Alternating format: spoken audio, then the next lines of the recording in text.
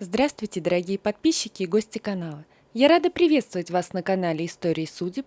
И вот наша история на сегодня. Чудес не бывает. Оля шла и рассуждала. Вот откуда берутся чудеса? Их делают люди. Она пыталась сделать чудо для себя и своей семьи. Но что бы она ни делала, ничего не менялось. В жизни складывалось все вроде неплохо. Она закончила институт, нашла работу. Да, это не была работа ее мечты. Чудо не случилось, и ее не взяли туда, куда она хотела. Несмотря на то, что диплом был без троек, а в голове у нее достаточно мозгов для этой работы. Но это еще не все, что нужно. Нужно, чтобы были связи, а их у нее не было. Но Оля не отчаивалась. Ну, пусть работа и не такая, как она себе представляла, и зарплата тоже, но на скромное съемное жилье хватит, да и на жизнь. Сегодня был первый день ее работы. Вчера она думала, как познакомиться со всеми в коллективе, как они будут вместе пить кофе в перерыве, а возможно и болтать. Но опять чудо не случилось. Всем было все равно на нее. Никто не спешил помочь, чтобы познать все азы. Просто перекинули по внутренней почте методичку. Ну и ладно. Все равно у нее никогда не получалось заводить друзей. Она привыкла быть одна. Да и проще так будет работать. Оля всегда была сама по себе. У нее были родители и младший брат. Он постоянно болел, и поэтому все внимание всегда доставалось ему. Она не ревновала, но иногда ей тоже хотелось, чтобы мама посидела около ее кровати, когда она засыпает.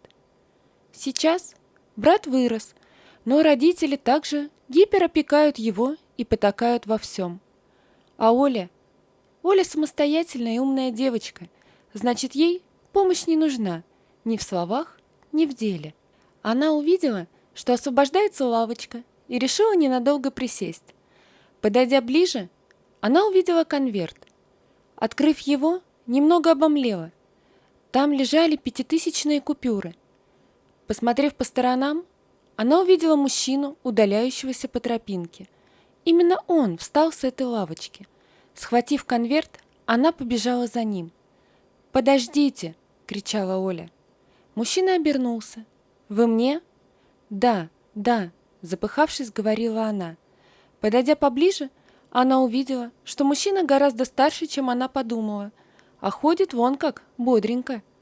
«Вы забыли на лавочке», — сказала она и протянула конверт. «Дочка, милая, спасибо. Ты не представляешь, что ты сейчас сделала. Я же дачу продал. Внучке на операцию деньги нужны. Засиделся на лавочке, где мы всегда с внучкой кормим голубей. Задумался, и вот. Ну что за старый дурак? Я тебя сейчас отблагодарю». И он полез в конверт. «Не надо. Лечите внучку. У нее прекрасный дедушка». «Но как я могу тебя отблагодарить?» «Никак. Не надо. Знаете, добрые дела всегда возвращаются. Вот может и со мной случиться чудо». «Обязательно случится. А еще мы сами творцы своей судьбы», — сказал он и протянул конфетку. Оля взяла конфетку, и на душе стало так легко. Когда мужчина удалился, она поняла, что бежала за ним, не особо глядя под ноги, и ее уже давно прохудившиеся ботинки набрали воды. Так, а вот замерзать нельзя, и на больничной тоже. Хоть на улице и началась весна, светило солнышко, но было еще довольно прохладно, чтобы разгуливать с мокрыми ногами. Обходить парк по тропинкам было долго, и она пошла вдоль набережной, где еще не закончился ремонт, так как это была кратчайшая дорога. От мыслей ее отвлек веселый голос ребятни. Она повернулась.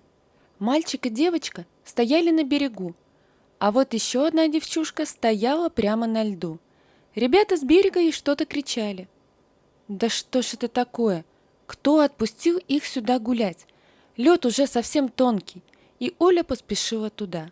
Она прекрасно помнила, как так утонул ее одноклассник, и урок, как вести себя на льду весной, она запомнила на всю жизнь. Уже приближаясь, она увидела, как девочка прыгнула на льду и провалилась. «Зовите на помощь!» — крикнула Оля, скинула с себя куртку и ринулась за девочкой. Она понимала, что лед ее не выдержит, но для нее была там небольшая глубина. «Солнышко, не бойся, я сейчас тебя вытащу. Только сильно не маши руками. Хватай мою руку». Оля еле доставала до дна, но смогла дотянуться до девочки и притащить к себе. Выбравшись на берег, она перевела дух, скинула с малышки мокрую куртку и накрыла своей. Ребятня разбежалась.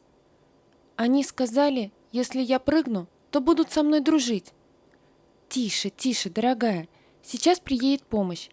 Оля дрожащими руками набрала скорую. «Как тебя зовут?» «Маша». «Машенька, настоящие друзья не будут подвергать тебя опасности. Запомни это навсегда. Такие, как эти ребята, тебе не нужны. Иногда лучше быть одной, но ты найдешь свой путь и своих друзей. Сегодня ты получила второй шанс, и воспользуйся им». Время до приезда скорой казалось бесконечным. Чтобы как-то отвлечь девчушку, Оля рассказала ей о том, что сегодня приключилось с ней, а потом достала из кармана конфету и протянула Маше. «Так это ж тебе дали, а я даю тебе. Мы люди и должны помогать друг другу». «Я вырасту и тоже буду помогать». Тут к ним подбежали фельдшеры, а следом за ними еще и просто любопытствующие. Машу забрали врачи. Оля отказалась ехать в больницу. «Девушка, вы так заболеете!» Послышался голос за спиной. «Тут недалеко моя машина. Я отвезу вас домой». Оля увидела молодого мужчину. Сопротивляться не было сил, как не оказалось их, чтобы даже просто встать. Увидев это, мужчина подхватил ее на руки. В машине Оля отогрелась. Она сняла мокрую обувь. У Андрея, так звали мужчину, в машине были запасные ботинки. Да, они были ей большие, но сухие. Он проводил ее до квартиры, чтобы забрать свою обувь, пожелал всего наилучшего и ушел. «Вот это денек!» – подумала Оля, сидя на кухне и попивая чай. После теплой ванной стало гораздо лучше. Хорошо, что завтра выходной. И, наверное, мне лучше не выходить на улицу. Утром ее разбудил звонок в дверь. Кто это может быть? Оля никого не ждала. Открыв дверь, она увидела Андрея. Он стоял с букетом цветов и пакетом. «Может, впустишь?» Оля отошла и пропустила его внутрь. Они пили чай с тортом и разговаривали. Что-то в нем напрягало Олю, но ей нравилась его забота. Через год они поженились. Свадьбы особой не было. Они просто расписались и вдвоем посидели в кафе. Семейная жизнь была спокойной. Оба работали, а по вечерам сидели дома. У Андрея не было друзей, хоть он и не был таким замкнутым, как она. Через 2 года они купили квартиру в ипотеку, и Оля сообщила Андрею о беременности. Он не проявил толком никаких эмоций, как будто Оля сказала о том, что купила новое платье. Но бывает ведь, что мужчины не проявляют эмоций. Так было всю беременность. Оля родила здоровенькую девочку. В день выписки она никак не могла дозвониться мужу, и в итоге они поехали домой на такси. В квартире была тишина. А еще там было пусто.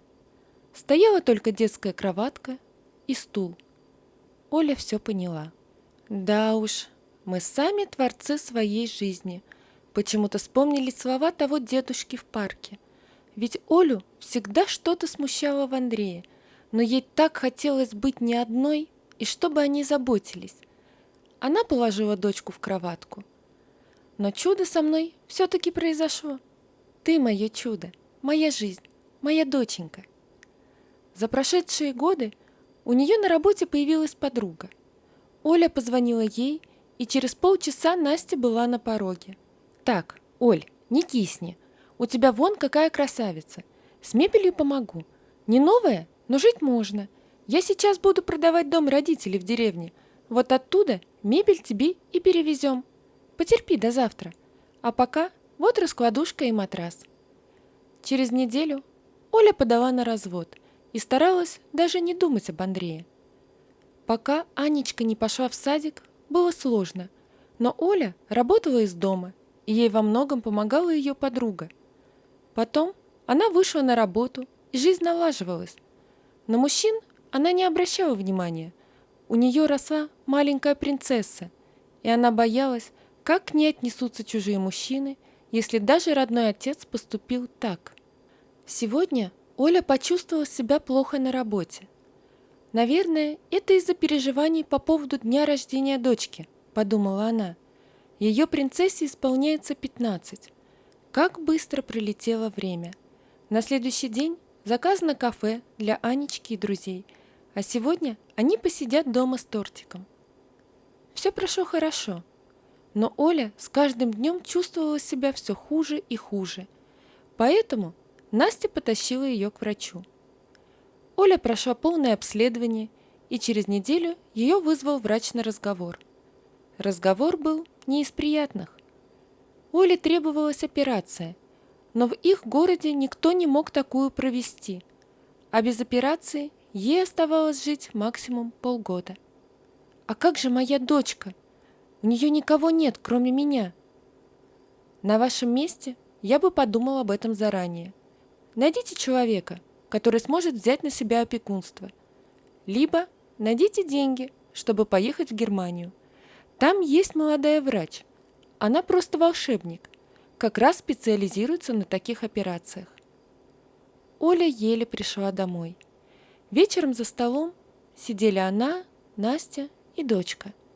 Она рассказала все им как есть. Настя сказала, что не бросит Аню, но они еще поборются за нее. «Мама, нет, мы не будем опускать руки». «Дочка, у нас нет таких денег. А если продать квартиру?» «Нельзя. Тогда даже если мне и помогут, то мы останемся ни с чем. Да и не хватит этих денег. Все, закрыли тему. Живем и наслаждаемся жизнью столько, сколько нам положено».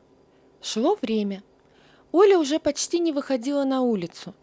Сегодня она сидела и смотрела в окно. За окном была весна. Снег таял, и кое-где виднелась земля.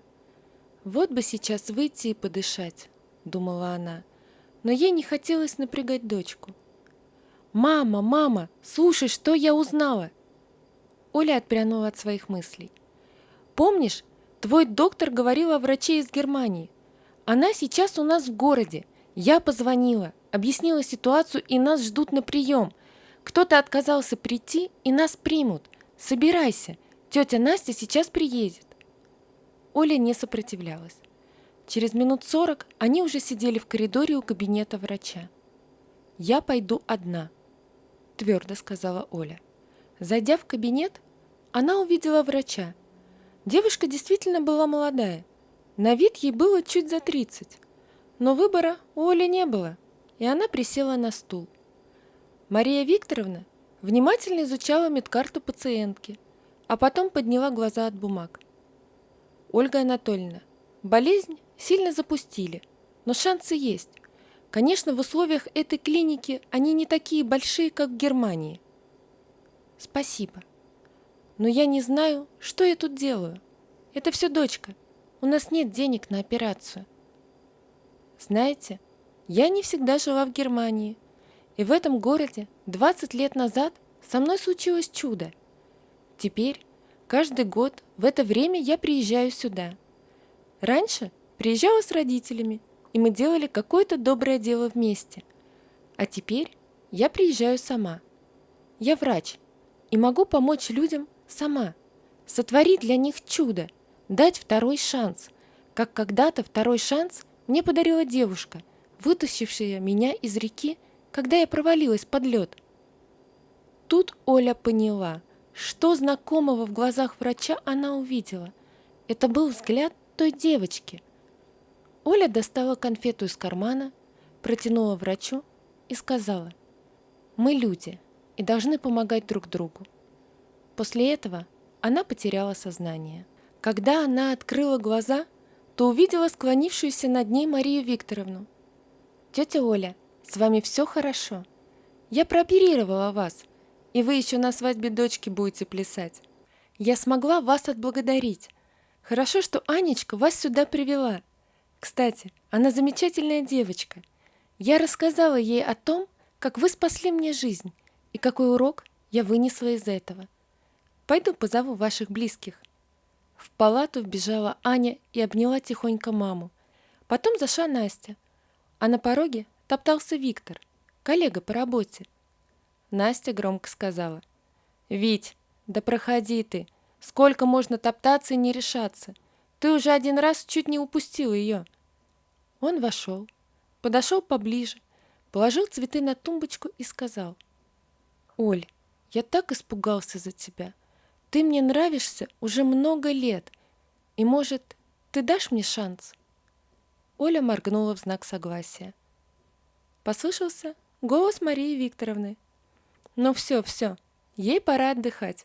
Еще наболтаетесь». Через полгода Маша прилетела опять в свой город детства.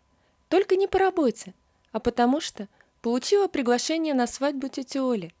А свадьбу сыграли как положено, с красивым платьем, гостями и рестораном. Единственное, на белое платье Аня так и не уговорила маму, но и небесно-голубое смотрелось на Ольге прекрасно. Она была счастлива, и теперь-то точно знает, что чудо бывает. Главное верить. Вот такая история, друзья. Напишите, пожалуйста, что вы думаете об этой истории. Не забудьте подписаться на канал и поставить лайк. До свидания.